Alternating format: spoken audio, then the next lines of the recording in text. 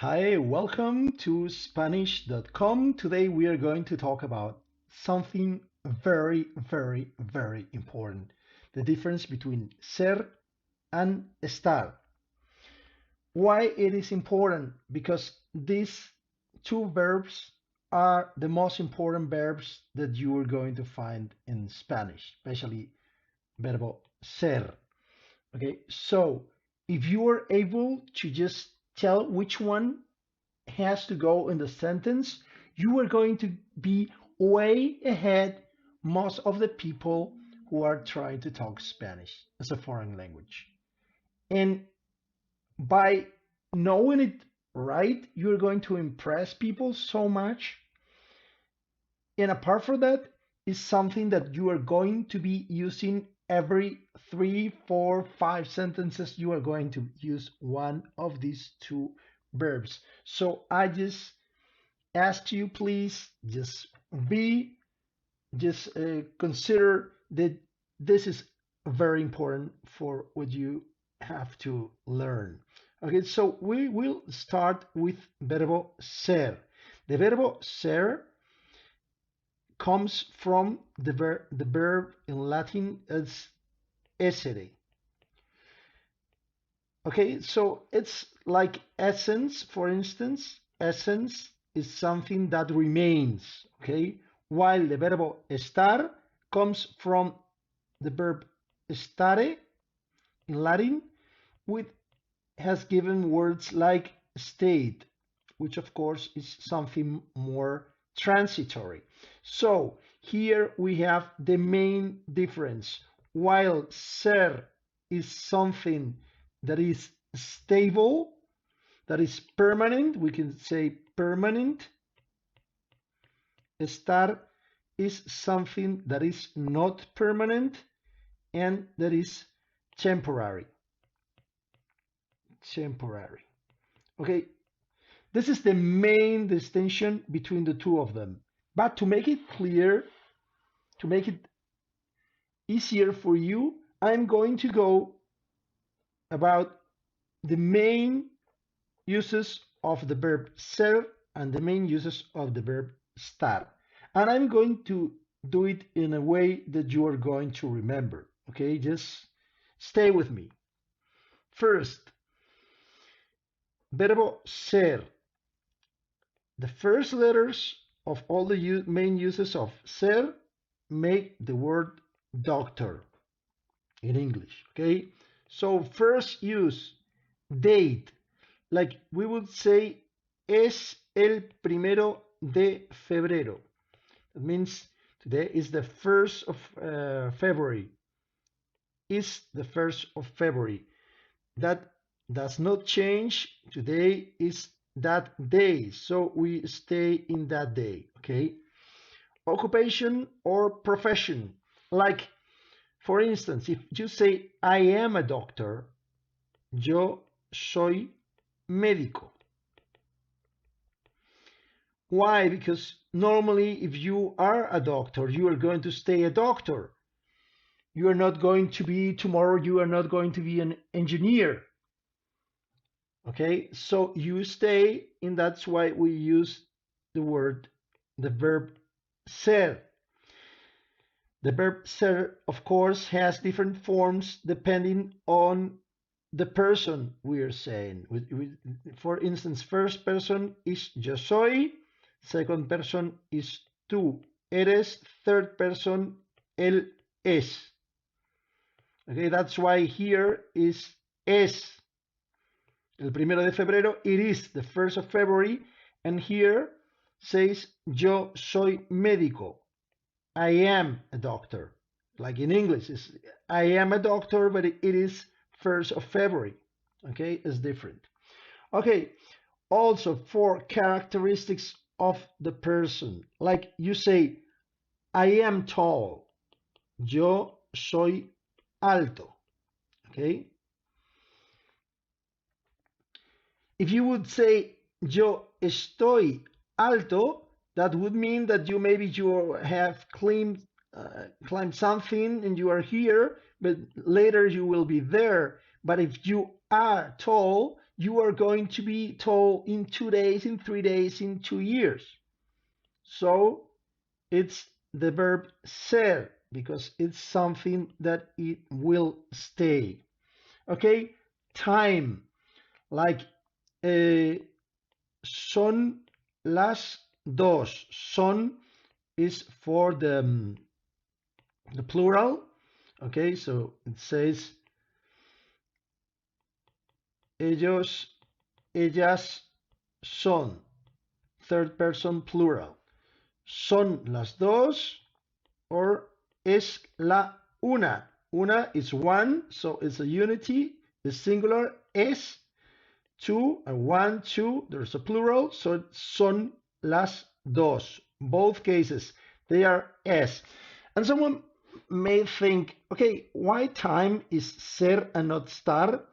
Because now it's one, but then in a second it's two. Yeah, but we're talking about one. It is one. One is going to stay one. Just the time may change, but one is going to be one, and two, it will remain two. That's why it's ser and not estar. Origin. If I say in English, for instance, I come from Kansas, you would say yo soy de Kansas. Why? Because you are not going to be today from Kansas and tomorrow from New York City, unless you're lying, of course. But your origin is always going to be the same. It won't change, so that's why it goes with ser, and that's why it is I am from Kansas. Yo soy de Kansas. O tú eres de Madrid, because you are going to stay being from Madrid. Okay? In second person singular, tú eres. Okay, a relationship is like yo soy tu hermano. I am your brother. I am going to be your brother tomorrow and in 2 years. Okay? Él es mi padre. For instance, él es mi padre. He is going to be my father. Okay? So that won't change. Even if we say, for instance, he is my husband. So you may say, well, that's temporary. Well, maybe when they just made this language app, it wasn't that temporary. So anyway, it's like ser and not estar. All the relationships that you have with just parents, brothers, wife, husband, whatever, that is going to be ser. So now let's go for estar. Estar, we said, is temporary. So position, like yo estoy de pie. I am standing, because later I may sit down, I may lay down, I may do whatever, so that may change, and that's why this is estar and not ser. Estar is like yo estoy, tú estás, él, ella está. ¿Ok? Nosotros estamos, vosotros. Let me write this clearer. Vosotros estáis, ellos están. Okay, so location. Yo estoy en el cine. Why? Because now I'm in the cinema, and maybe later I go to the, I don't know, the department store, whatever. Okay, and if you want to say like tú estás en el cine, same thing, estás. Action. Yo estoy nadando. I am swimming. Ella está corriendo. She is running. But here is está because she's running now, but later she may be watching Netflix or doing whatever other thing he wants to do, but not the same thing. So this is temporary. Condition, like for instance, I like you would say I am in love in English. In Spanish, you would say yo estoy enamorado. Because I am now, maybe later, you know how this goes, I am not anymore. And if we want to say, for instance, él, él está resfriado. He's got a cold, but he's got a cold now, and tomorrow, hopefully, he will be better enough after tomorrow. Okay, so that is estar. And the last one, emotion. I am very happy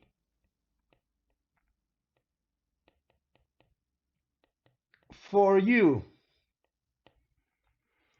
Estoy muy contento por ti. Which normally it means that you are not happy at all, but okay, just talking about grammar. In all these sentences, you could say yo or tú or whatever, or you could just miss that, okay?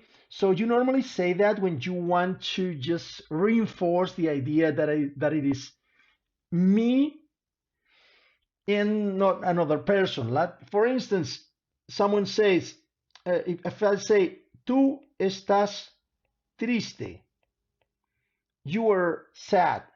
It's estás because later maybe you are not triste. Tú estás triste, but yo estoy muy contento.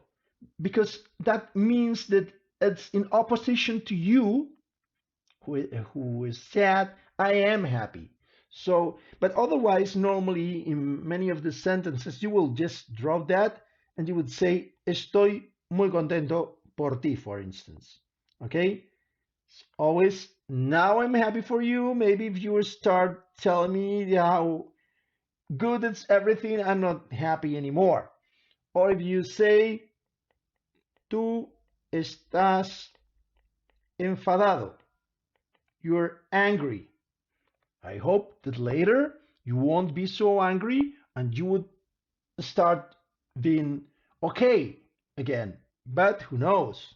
So, again, the most important thing, ser, okay? Like essence, something that stays.